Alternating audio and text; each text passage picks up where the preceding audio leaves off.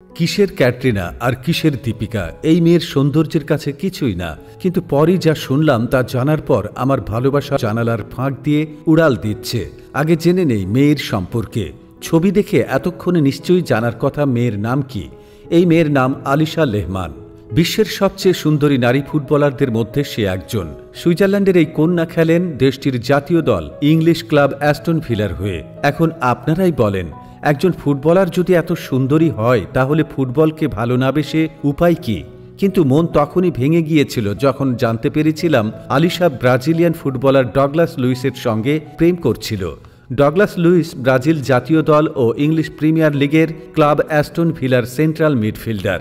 একজন আর্জেন্টিনার ভক্ত হওয়ার পর যখন জানতে পারি আমার ক্রাশ 7 আপ হলুদ বাহিনীর হলুদিয়া পাখির সঙ্গে প্রেম করে, তখন সেটা মেনে নেওয়া আসলেই কষ্টকর। হাজার হোক, আমরা তো মেসি বাহিনীর আদর্শ।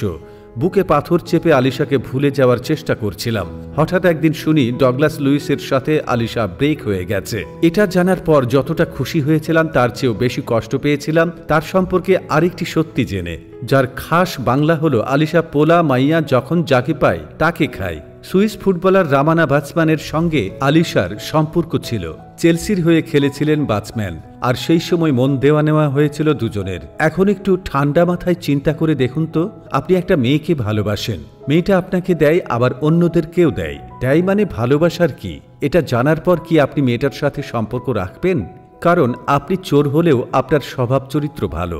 তা এখন আপনি বলেন, আলিশা লেহমান যত সুন্দরী হোক না কেন প্রপোজ করলে রাজি হবেন? যাই হোক, শেষমেশ আমি একটা কাজের কথা কই। আলিশা লেহমানের মন হয়তো অনেক বড়, তাই ছেলে মেয়ে উভয়েই সমানভাবে ভালোবাসে। আমাদের সমাজে কিন্তু এমন একজন আছেন যিনি গণমাধ্যমে এসে বলে সে নাকি ছেলে মেয়ে উভয়ের সাথেই প্রেম করে। তাকে দেখে ছেলেরা বাইক চালানো অবস্থায় পড়ে যায়।